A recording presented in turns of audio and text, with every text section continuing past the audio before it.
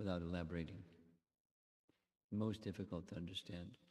So a simple way to understand is he's Vaishnavaram Yata Shambhu. He's the best of the Vaishnavas, which means he's not the supreme, he's a devotee or a servitor of the Supreme. Please come in, don't stay way back there. Please come in, please come in. Thank you very much. Hare Krishna. Vaishnavanam Yata Shambhu. You've heard the verse before? Yes. Lord Shiva, Shambhu, is the best of all the Vaishnavas. Amongst all Vaishnavas, he's the best. Now, we can say others are the best, and that's okay. But he's the best. For many reasons, he's best. It has something to do with Shiva Tattva. Without going into it, because it's very elaborate, and that's not the main point here. He's a Vaishnava who is very difficult to understand, and many people misunderstand. Many people, most people, misunderstand. Say it the other way. It's rare to have a proper understanding.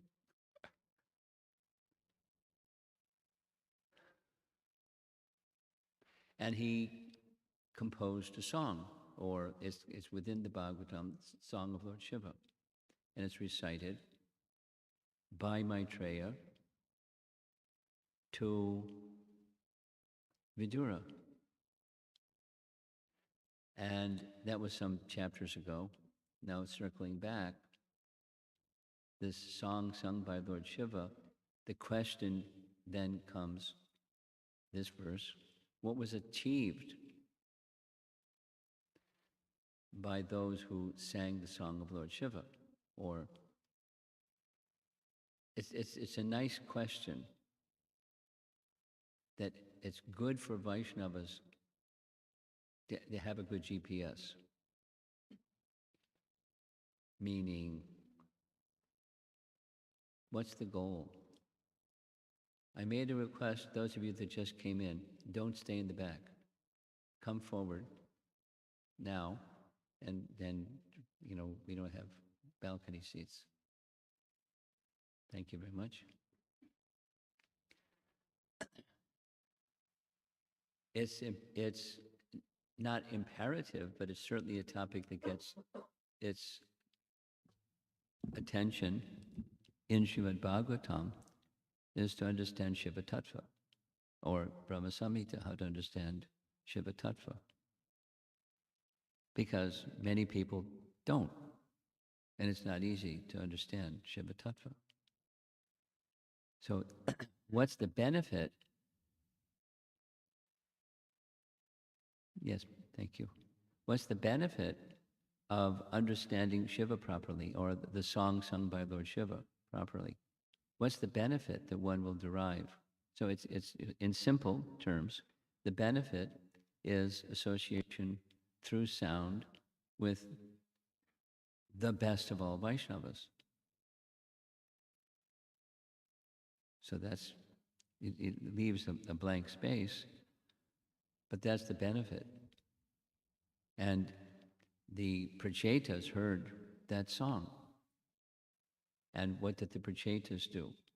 After they heard the song of Lord Shiva, they entered into the water, they did their meditation for a long, long time, and Lord Vishnu came right within the water, on the back of Garuda, in the water. How did Garuda fly in the water? But he came in the water. And they saw him, and they offered their prayers to him. So they became perfected Vaishnavas through the association of Lord Shiva, because that's the bestowal, the Uttama bestowal of Lord Shiva is to bestow bhakti, and even pure bhakti. They achieve pure bhakti. So that's the question that's being asked in this verse. What did they attain? What benefit did they derive? So you can step back from that historical event because Puranas, Bhagavad Purana being one, it's history. And when you read history, you can just get caught up in the details of the history, which is okay because there are details. But what's the purpose behind those details of history? Why are we interested in history? Because it's gone.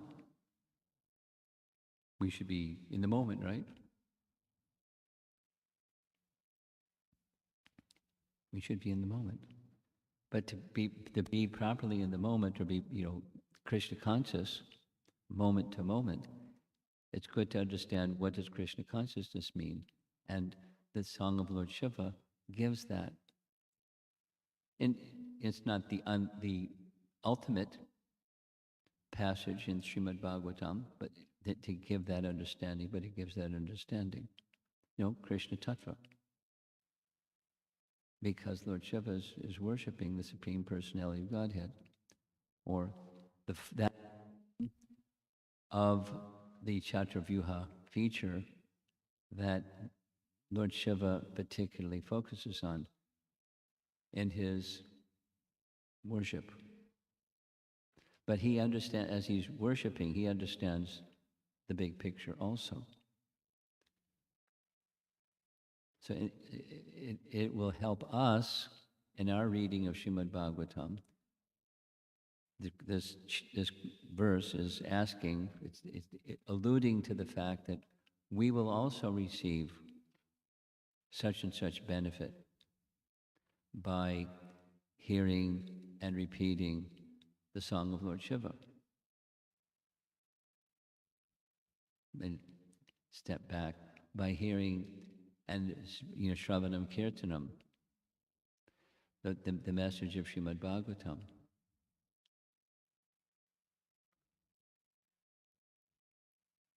So it's a little bit like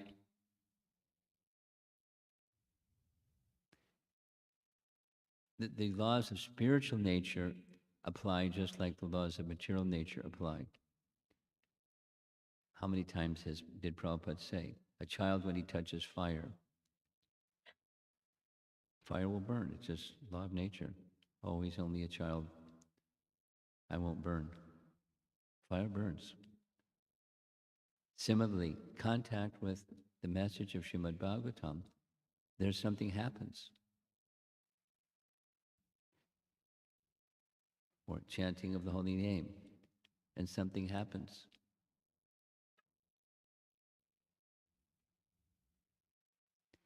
And everyone should hear the holy name, and as far as possible, everyone should hear Bhagavad Gita and Srimad Bhagavatam. Even if they don't understand it, it's okay. Just like yesterday evening, when there was a young man from Korea attending the program, an inquisitive young man at that. And he never heard of Bhagavad Gita. And so he sat through kirtan that went for however long it went for. And his understanding, not understanding, is a non-issue. I mean, greater benefit by understanding, but even without understanding, transcendental permanent benefit. It's not just, a class at IT Austin, or UT Austin. It's anyone hearing. And this was a big part of the faith that Srila Prabhupada had in public chanting and the large-scale distribution of his writings. Because his writings were for his disciples and for people in general, both. And then there's, the undergraduate, graduate, and postgraduate levels. And when you read, let's say, the purports of Chaitanya Charitamrita compared to the purports of Bhagavad Gita, it's definitely a higher level of detail and scriptural references and so many things. At the same time, there's a lot in his Bhagavad Gita that's not easy to understand for, not just an ordinary fellow, but devotees. That's why we have Bhakti Sastri courses to help us understand.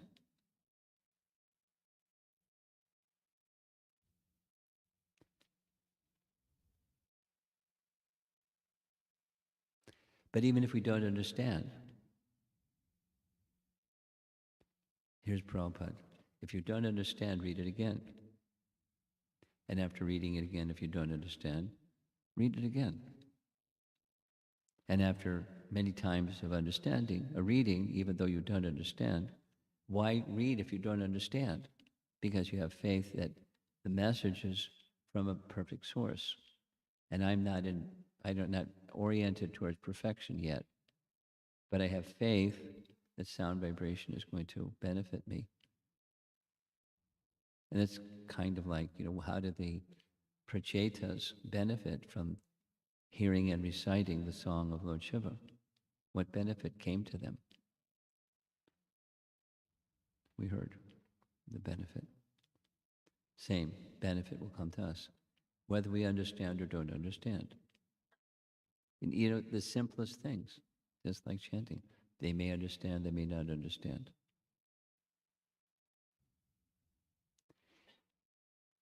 The acharya is one who has faith. The practitioner is one who receives that faith from the acharya that the process of hearing unadulterated spiritual sound vibration is going to have an enormous beneficial effect. And after all, isn't that the antidote to this age of Kali? The age of Kali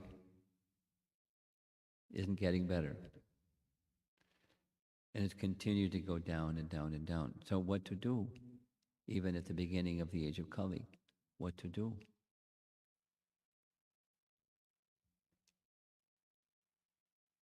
That was Vyasadev's concern. So take the written form, take the sound vibration form of Bhagavatam, put it in a written form, which he did. And after doing all of that, I'm still not feeling satisfied. Srimad Bhagavatam, under Narada's instruction. And so he did. There's a very nice section, out of many nice sections of the Bhagavatam, which is a section that summarizes the essence of the entire Srimad Bhagavatam. There's a few of them. The first 3 verses of the first canto, and then the Chaturshloki verses of the Bhagavatam, Canto 2, Chapter 10, and there's another set of verses well worth your becoming familiar with, and that is Vyasadev's realization under the order of Narada before compiling Bhagavad Purana. You can look it up later and study it. 1.7.4 through 8. It's his, Anartha Pashamang Sakshat Bhakti Yogam Adhok Sajay describes he fixed his mind completely in trance, in transcendence, and then he had these experiences within. He saw this and he saw that, and then he understood things. Not that he didn't understand, but it was the instruction of Narada, and based upon that experience, which was Narada's instruction to him, you compile Srimad Bhagavatam. So truths are the gift. Realization of truths is the gift from Krishna to a sincere practitioner. And to get to the stage of realization of those truths, because Krishna is showing his kindness, it takes lots of purification. So here we are.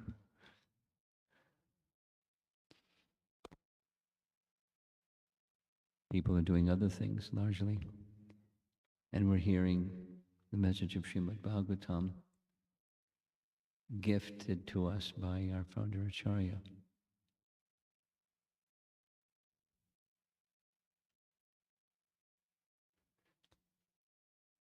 And while he was a transcendentalist, perfectly so, he was very concerned about the publication, the compiling and publishing and distributing his transcendental writings.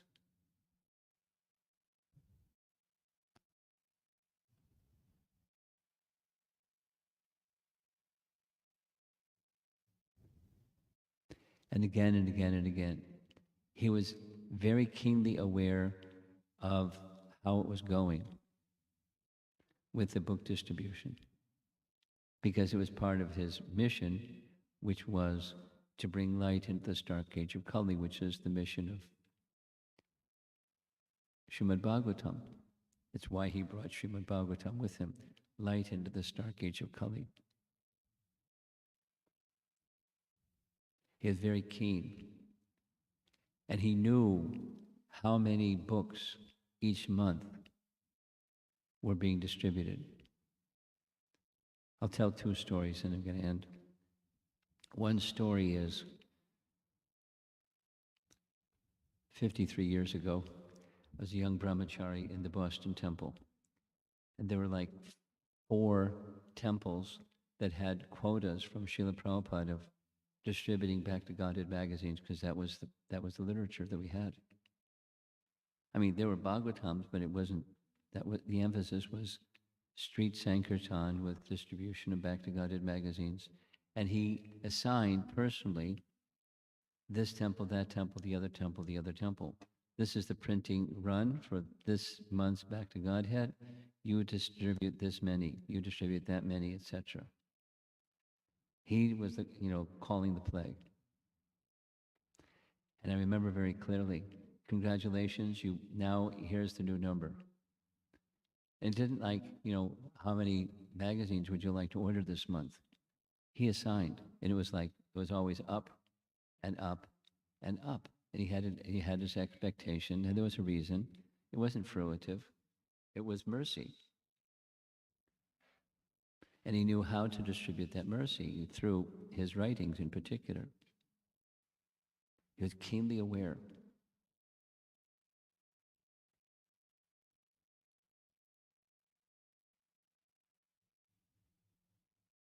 Here's another one. I'm going to end with this.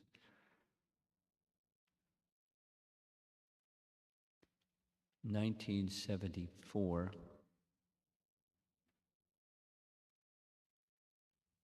I think, 1974, Mayapur.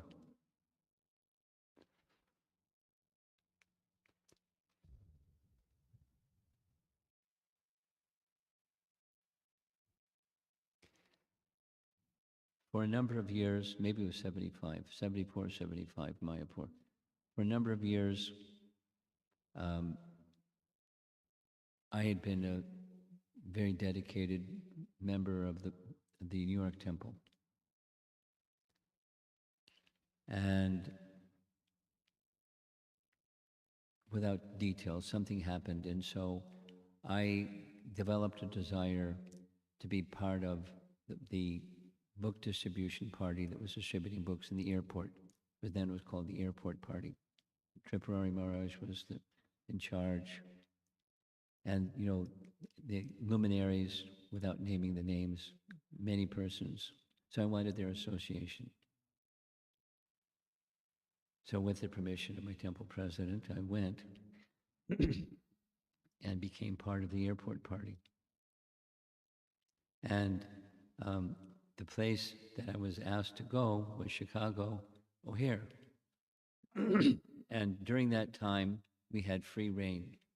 I mean, there were some rules, but every day we brought like 8 to 10 boxes of the Bhagavatams. And whatever the latest volume was that was printed, that's what we brought with us. Put it in lockers and refilled our book bag and distribute, emptied the lockers by the end of the day. It was really successful. And at the end of that book marathon, the entire airport party and then Tamal Krishna Maharaj and the Radha Damodar party went together because they were kind of teaming up at that particular stage. You know, the buses and the devotees that did what they did with the buses and the airport party, we all went to Mayapur. And Prabhupada, being very kind, he consented with Tamal Krishna Maharaj's arrangement, because he was in charge of the party, of all these book distributors. I mean, it took 2 buses to get from Calcutta Airport to Mayapur. There's a lot of brahmacharis. So one afternoon, we had darshan with Prabhupada. And I don't know if you've been to Mayapur. When you go to Mayapur, you'll see Prabhupada's quarters are still there. Little rooms. The front room was where he received guests. And then there's a doorway, and then on the other side of the doorway was his quarters. A desk and a bed and stuff. So we all went in there and sat down and had soft kirtan, waiting for Prabhupada to come. Prabhupada came. After some time, everyone paid obeisances, a clamor of brahmacharis offering obeisances to Prabhupada.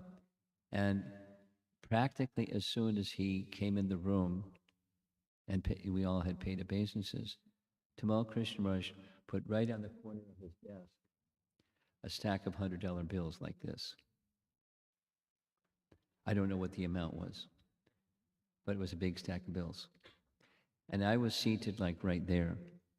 So I was watching what Prabhupada would do in relation to that big, it was a show. It's a gift, but it was also Tamal Krishna Maharaj. It's a show. And I watched to see how Prabhupada was going to respond. In his eyes, I noticed, his eyes never once went to that stack of $100 bills. And then he just looked around the room, and there was this uncomfortable silence. And I wanted to disappear under the straw mat, because I was thinking, Prabhupada is like a television for us. We just turn him on and he entertains us, and that's the relationship. Not good. And it was long. He didn't say anything. And Tamal Krishna Maharaj didn't say anything. I don't know why he didn't. And there was other Krishnadum and others were in the room. It packed with the brahmacharis from the Radha Damodar party. And then discussion began, and different topics came up. And when it was time for Prabhupada to leave, then he looked at the stack of bills and turned to his secretary and said, put this in such and such account, and it should cover the cost of such and such publication. I thought it was really cool, very masterful.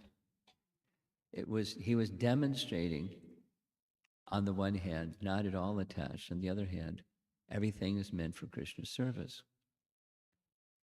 And I think he made a joke. And can I have some honey along with my meal now? I mean, like a joke. It's not for sense gratification. It's for his service to Krishna.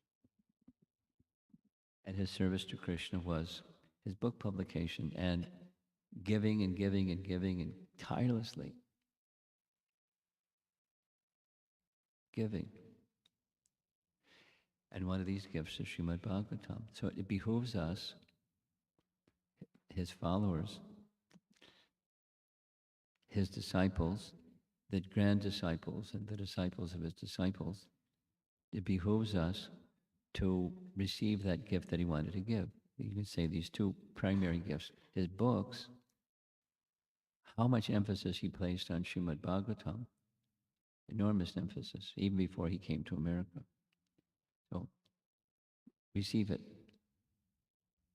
Put it on your shelf, but assimilate the message, because that's what he wanted. And then present to others. He also wanted that. And the holy name, because that brings the qualification to understand what you're reading or discussing. Further qualification. Okay, it's 8:15. Is that right? 8:15. That one says 7:15. Cuckoo. But you'll fix it now that I brought it to your attention. One more week? You did it ahead, or you left it that way?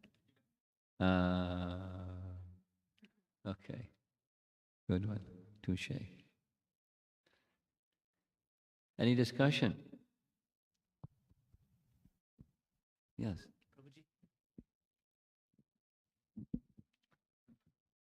Hare Krishna Maharaj. Maharaj, in the sloka, Ete Chamsa Kalapumsha Krishnastu Bhagavan Swayam, in the purport, Prabhupada writes that the godly living beings who are all residents of planets in the spiritual skies are eternally associates of God in different spiritual planets called Haridhama and Mahesh Dhama. So here Prabhupada mentions Mahesh Dhama, which he does. So does it fall under spiritual category? I mean, what? When does say your question slowly, clearly. I want to understand what your question is. So my question is that if somebody goes to Mahesh Dhama, if someone goes to Mahesh Dhama, so will he not come back to this material world? There was some little research. Let's see, where is it?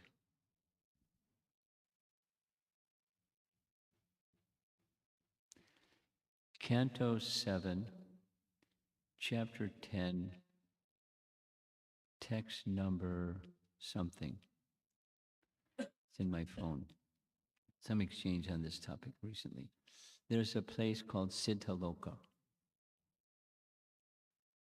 And there's different, the nomenclatures, Siddhaloka and Maheshdam and all those things, have different applications in different contexts.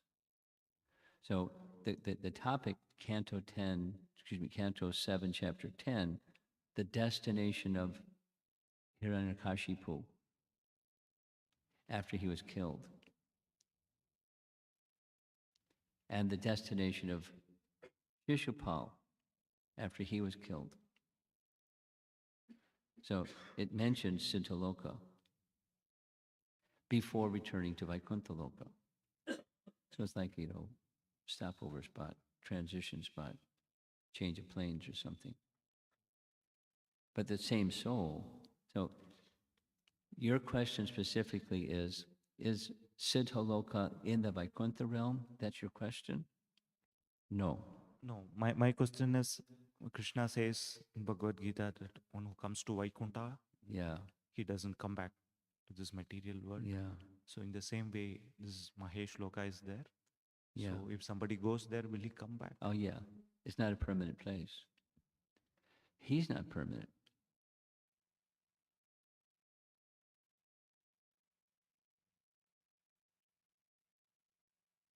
He's not a jiva. So this gets into Shiva Tattva, and it's not easy to understand. But the position of curd that started to be milk and then became curd in contact with the souring agent, it's not forever curd. It's milk transformed.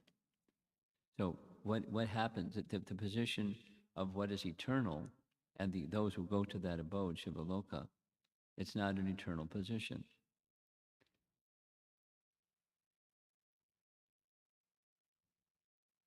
So what is it if it's not an eternal position? That's the next question. it's a place where Lord Shiva resides. And supposing, let's go to the cosmic annihilation. Does that part remain? Does Shiva Loka remain? It's part of creation. It's part of milk in contact with the souring agent. It's not Vaikuntha. There is a Vaikuntha realm, and that's where Dhruva goes, or where Kshirodakshai Vishnu resides. That doesn't get destroyed. What about Shivaloka, which is your question? It's not, that doesn't remain after cosmic annihilation. That's my understanding. You might have another scriptural reference to tell me otherwise, please do. No, I mean, Prabhupada has written in this purport that,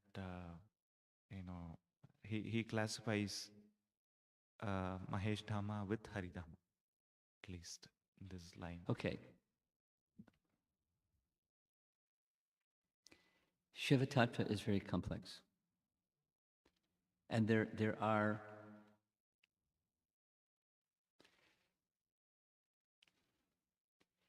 it's not in the material, it's not like the rest of the material world, but it's not an eternal place. It's not Haridam. So is there an aspect of Shivadam or an aspect of Lord Shiva that's non-different than Hari? Yes. And there's a difference along with that non-difference. It's not the same. So one can emphasize the sameness or one can emphasize the difference, but step back and it's not the same and the same. Double talk, come on. It's either this or that. How can it be both this and that? Shiva Tattva is complex.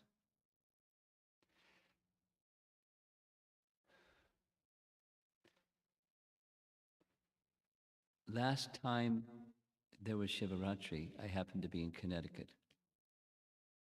And the temple president, Prabhupada disciple, nice devotee, P.R.E. Mohan, wanted me to speak something about Lord Shiva in the honor of Shivaratri. So I did. And from that, I developed a very comprehensive presentation. It has like 8 parts on Shiva Tattva.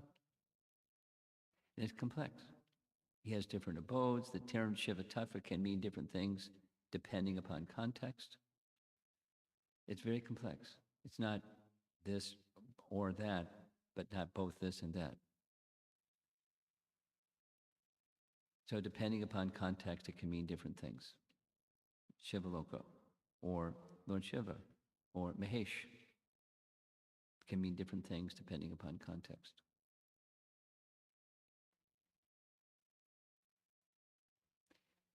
Someday, so what I did was, because the devotees in China heard that I had given this class, so can you give us a class? So it's all in Chinese, in English, this 8-part thing.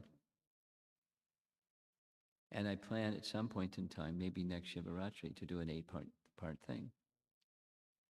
It's very complex. It's not, if it's this, it can't be that. If it's that, it can't be this. Is it part of Haridam or not? And I'm giving you the shell game answer. Well, it is and it isn't. A lot depends on the context.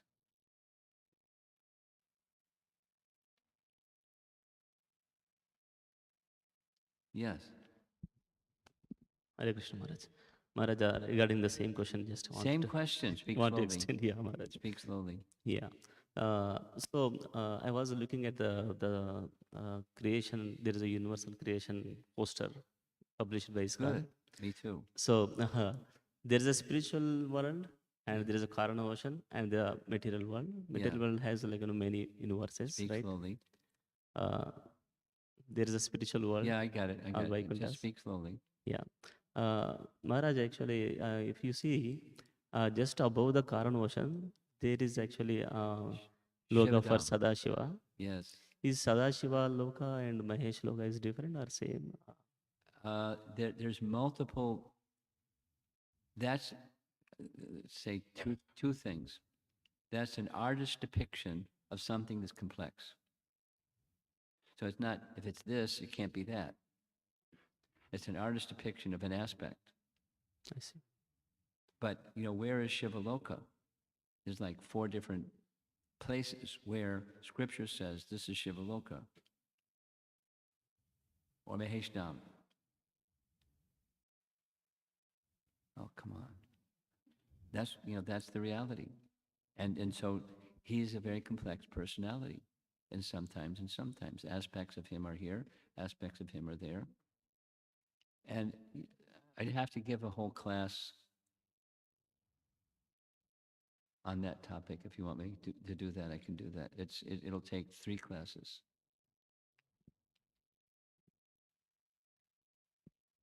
It's complex. I'll warn you. Thank you, Maharaj. Okay. They're different. So in short, there are different abodes where Lord Shiva resides. Some of them have the same nomenclature, but they're different places. Based upon the context of the scriptural reference, it can mean this, or it can mean that, or it can mean the other one, depending upon the context. And they're all right. If this one's right, then that can't be right. No, they're all right. They're just, he's a complex personality that has different abodes and does different things depending upon context. The one consistent thing, he's a Vaishnav. He's always serving the Supreme Personality of Godhead. So that's an essential, to understand Shiva Tattva, that's the entry point. Without understanding the entry point, one's lost. In all circumstances, that's his mood. That's his position. He's the servant of Hari. So then comes this one. If he's the servant of Hari, is it in the same position as Hari? The first question. Well, yes and no. Like, the servant and the master. Guru and Ishvara, who the guru is serving. They're one and different. Like that. Like that. Shiva Tattva is not easy to understand. There is said in Vaishnavism, 2 tattvas are very difficult to wire, to really understand. Guru Tattva and Shiva Tattva, for the same reason. For a similar reason, not same reason. As good as, but not the same as.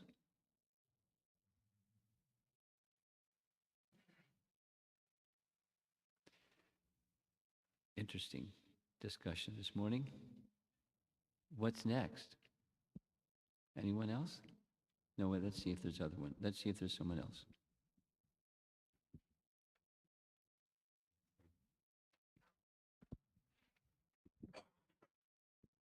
Hare Krishna Guru Maharaj. On the same topic, We kicked the when ball. we- Look what you did. yeah. When you said that Shiva is not eternal, Jiva, and we know that Brahma, we calculated everything is clearly given.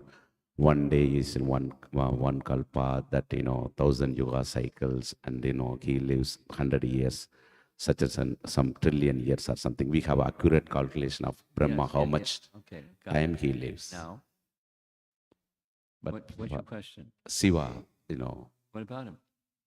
do we have any calculations like that? No. My understanding is this. He appears at the beginning of creation as we hear, at the beginning of creation. It's not like each day of Brahma, another Lord Shiva, another Lord Shiva. That's not my understanding.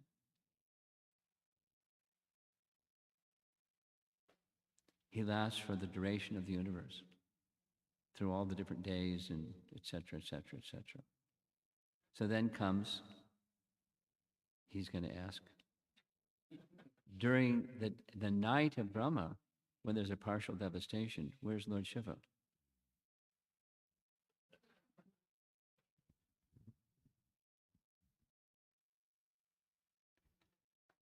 He's an eternal servant of the Supreme Lord, and he's protected. I would want to be very careful because Shiva Tattva is complex.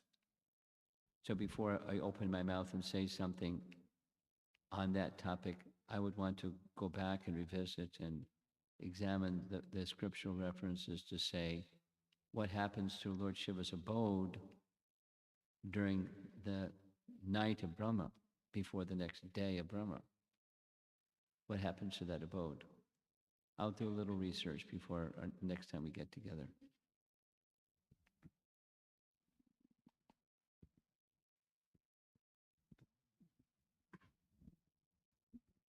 And if I get the answer real soon, then I'll share it, I guess, with Satyasar, and he can share it with all of you, because you all got here somehow knowing that we're going to have class. So I'll try to get the answer, definitive, not mush. And the specific question is, during the night of Brahma, what happened to Shivaloka? Does it endure, or does Shiva appear at the beginning of each day of Brahma? That's the question. That's the question? You want to answer that question? No? Okay. I'll get you, I'll see if I can find the answer sometime today. Something else? Online Okay, question. go ahead. Hare Krishna Maharaj, Lord Brahma had given multiple places to Rudra for his residence. Yes. Are these the same different abodes No. that you talked about? No. It's specific for Rudra. Now, then it gets complex. Sometimes Mahesh and Shiva and Rudra are used interchangeably. Technically, Rudra is a manifestation from the brow of Lord Shiva, where he becomes angry. Excuse me, from the brow of Lord Brahma. And then, the Rudras come and attack him, and he says, you go over there, Mahakalapur, please. I'll tell you when it's time to do your thing. Again, terminologies are used in different context, in different contexts. The same terminology is used in different ways. So we're getting into Shiva Tattva, and it's complex. And it's 8:30. So I think we're going to call it a day, and I'll see if I can get quickly today the answer to this one question. Srila Prabhupada ki. Holiness Gaur Premanandi. Romapada Maharaj ki jai.